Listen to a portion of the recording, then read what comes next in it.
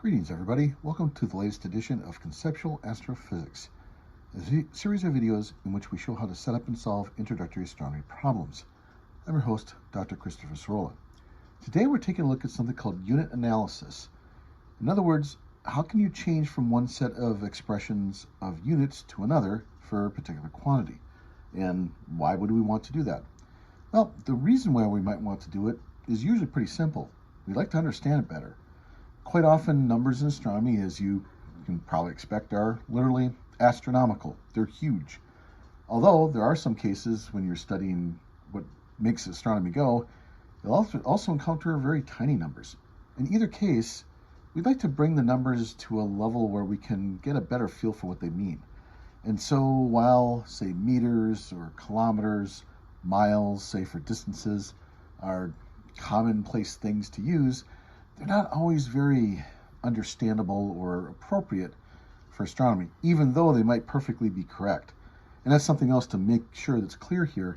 The answers we'll have are all correct in their own ways, but what's appropriate or what is easier to use or understand, that's what we're after.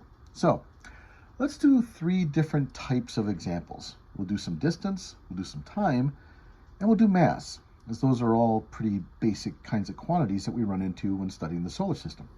So, for example, the Earth, because we live on it, is our standard of choice for a lot of measurements. And so the distance from the Earth to the Sun, the average distance, or what you will learn is called the semi-major axis, is about 149.8 million kilometers. You might also have learned it as 93 million miles. I will say astronomers do tend to stick with metric whenever possible, so you'll probably understand it that way or see it that way more often than not. So that's a lot of kilometers. It's a very big distance. How about this? Jupiter is some 779 million kilometers from the Sun on average. We'd like to understand that number too. Now, we already told you 149.8, or if you like to round off 150 million kilometers is what stands for the Earth to the Sun, but 779 million, without doing some math, the bare number itself is kind of incomprehensible in a way, right? So let's convert that into AU, the astronomical unit. And by the way, that is literally what it's called, the astronomical unit. Okay, so let's try Jupiter first. So we'll do this. We're going to use a little letter D to stand for distance. Just a shorthand, right? And then the J will be a subscript. So this then is the distance to Jupiter. Or more specifically in this example, the distance from the Sun to Jupiter on average, right? And that distance is given to us as 779 million kilometers. Now, I could write it in terms of scientific notation, but if you have the words and you're consistent, you can stick with the words too. It's perfectly fine to do that. All right, so that's the number of kilometers. Now, to make this understandable, to bring it into a place where we can see it better, let's convert it to AU. Now, the AU, the astronomical unit, or AU for short, looks like that. And we'll divide by 149.8 million kilometers like this. Okay. There are a couple different ways that people prefer to set up numbers like this. I like to do it this way because then you can see million kilometers divided by million kilometers, those will cancel, as we say. Or, if you prefer to say it this way, any number or item that's divided by itself, by definition, equals 1. So we're not going to change the answer. We're just simply changing how we express the answer. Now, with all that being said, the answer we get is 5.2, and I'll round off a little bit here, AU. Or, here's another way to say this. Jupiter is a little over 5 times further from the Sun than we are. That's what that means. And that is a much easier, much easier way to understand what's happening. So instead of trying to translate the number of kilometers in your head or to figure out what this very large number stands for, if we can change the units to something that's more appropriate, we'll do that. Now, if you end up studying or taking astronomy that talks about stars, the AU itself is not the appropriate unit. Then you would talk about something like parsecs or light years. So what we do is we adjust the size of the unit, if you will, or the use of the unit to the situation. In the solar system, the AU is a pretty good choice. It really does a good job of scaling distances to objects in the solar system and making them all comprehensible. But you wouldn't talk about, say, how many AU it is to, say, walk to school from your dorm room. That is a number, by the way. You could calculate this, but I'm not sure it would help anybody understand it better. This is the purpose of this. All right, so just to show how this works, let's take a look at a different object, Neptune. So in the case of Neptune, we're given the distance in terms of AU. And let's suppose for some reason we need to find out what that distance is in millions of kilometers. So how would we do that? So we arrange it this way. Multiply by the type of number that you want. Okay, whoops, that should be 149.8 million. Let me stick with the way I'm writing things here. Sorry about that. For every 1 AU, so the decimal point is behind the 9, between the 9 and the 8, like that. Notice again what we're doing here. AU cancels AU, and we get back million kilometers, like that. And if we do this particular task, we'll find out it's 449, or 4,490, if you will, million kilometers, like that. And that turns out to be, or if you prefer, 4,500. But that turns out again to be what we have. Now, in this case, we're converting it from a number that's easy to understand, 30, to a number that's more difficult to understand this way.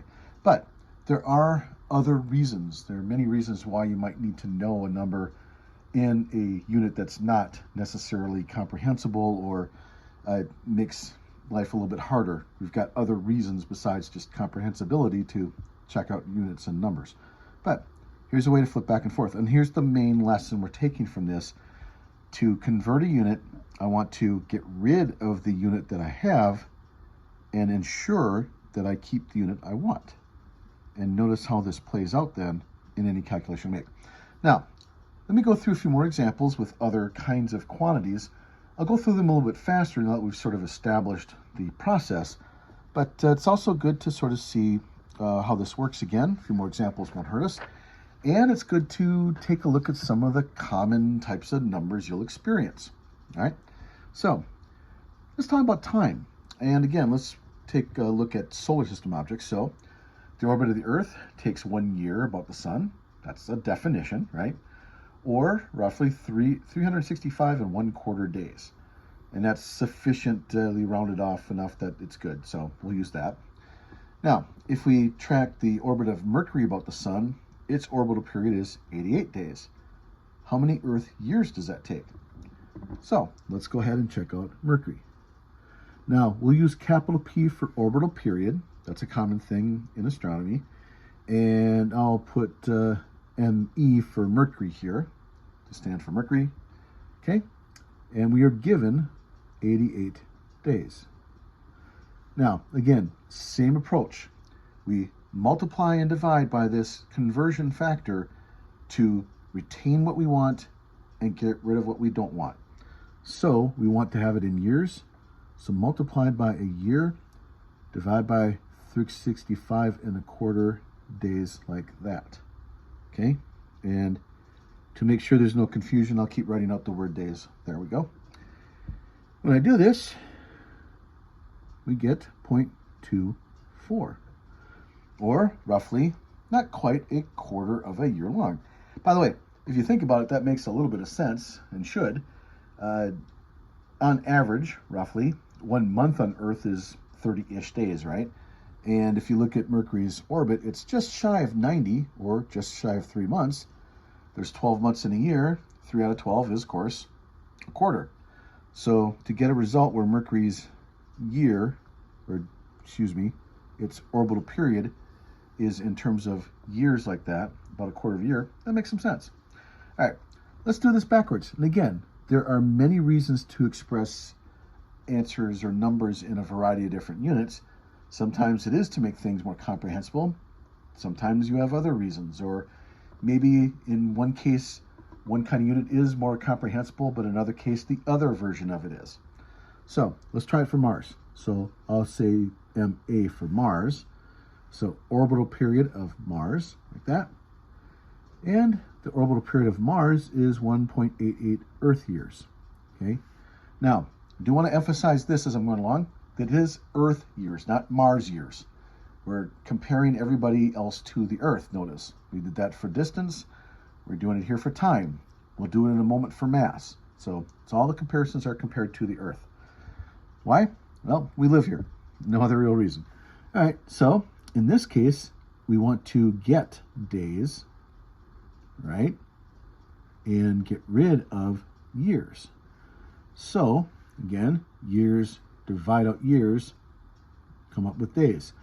I'll multiply these numbers through, and when we do that, 687 days is the answer for the orbital period of Mars. All right. So, Mars takes a little bit less than 2 years to orbit the sun, and this is also a little bit less than what it would be in terms of days. Again, makes some sense, right? So, we see how that works. One more basic kind of example, and that's mass. So this is also true in physics and science in general. Distance, time, mass, those are some of the most basic sorts of things you can understand about anything. And it also turns out to be true for astronomy. So in terms of mass, now, by the way, how we find these numbers, for example, how we determine what the mass of the Earth is, separate topic, separate video. But let's assume we've done that. So we find out the Earth's mass is this number of kilograms, 5.98 times 10 to the 24th power. And then we'll compare it to the moon and to Jupiter, right? So the moon's mass is 7.35 times 10 to the 22nd power kilograms. Now again, on their own, 10 to the 24th, 10 to the 22nd are really, really huge numbers, aren't they? They're really, really big. So it's very difficult to get a feel for what they mean. But if, again, we're comparing items in the solar system to the Earth, that might help. So let's do that. So we'll do the moon first, and then we'll take a look at Jupiter. So the mass, capital M for mass, and I'll just write out the word moon here, equals 7.35 times 10 to the 22nd kilograms, like that. Then we'll compare it to the Earth. So one Earth mass is 5.98 times 10 to the 24th kilograms. So while the moon has an enormous amount of mass, if you look, it's actually a little bit less, significantly less than what the Earth says. Okay. Now, one more thing while I'm going here. If you notice this little symbol here, instead of E for Earth, I drew a little circle with crosshairs inside of it. Sometimes astronomers make use of special symbols to stand for famous objects, like the Earth and the Sun, in this case, Earth, and that's the symbol for Earth. So no other reason to do that, but that's what it is. When we do this calculation, it's 0.0123, just happens to be coincidence that the numbers roll like that, Earth masses. Okay, so if you prefer to say it this way, if we convert that into a percent, it'd be 1.23% of an Earth mass, right? So a little over 1% of the Earth. Now, let's do this a little bit differently just to show it off. Let's take the mass of the Earth and divide that by the mass of the moon. And why do I want to do that? Well, how many times bigger in mass terms is the Earth compared to the moon? So we can also write it this way as another way to understand what these numbers are telling us. Mass of Earth compared to mass of moon. Now, I could do this in a variety of ways. Let's use our original numbers. So 5.98 times 10 to the 24th kilograms there. And 7.35 times 10 to the 22nd kilograms for our good friend the moon. All right. Now, one more thing while we're at it is we're talking, if you're trying to do this on a calculator, you've got a scientific calculator. You've got several buttons that you could possibly use to put in this number. The 5, the point, the 9, 8, those are nice. But what about the times 10 to the 24th or 22nd scientific exponentials? Well, just to say this, there is a button typically in a calculator that says 10 to the x power. Don't use that for this purpose. That is for a different purpose. And your answers will be off typically by a factor of 10 or 100 when you make calculations with the 10x button. Despite appearances, that's not the one to use. Instead, the button you want to use is usually labeled EE or sometimes EXP for exponential notation. So in a calculator, instead of 5.98 times 10x and then 24 for x, you would write 5.98 EE button 24. And that would get you where you need to go, and that will make sure that things work the way they work. So when we do this, we end up with a number of 81.4. This is the inverse or reciprocal of this, if you will, which is to say that the Earth is a little over 80 times more massive than the Moon. And that's an interesting statement, and it's a useful one. The Moon is pretty big for a satellite. It's pretty big for a natural moon that orbits a planet, in comparison to the planet itself. But even with that in mind, it's still significantly smaller than the Earth is. As big as the Moon is, it's not really that much compared to us. Now, in case it gives you a big head, let's take care of that problem. How about the mass of Jupiter? So, mass of Jupiter, and again, we're not worried right now where we might come up with such a number, but let's suppose we have this from some other place. Mass of Jupiter is 1.9 times 10 to the 27th power kilograms. How big is it compared to the Earth? Again, in mass terms. Well, again, 1 Earth mass divided by 5.98 times 10 to the 24th kilograms, like that. And if I round off to the nearest 3 digits, I find 318. That's a big object. Jupiter is 318 times more massive than the Earth. Okay, just to put in perspective, it's not just Jupiter versus Earth that's a big difference. It's Jupiter versus everybody, with the exception of the Sun, which is its own special case. We call it the solar system for a reason.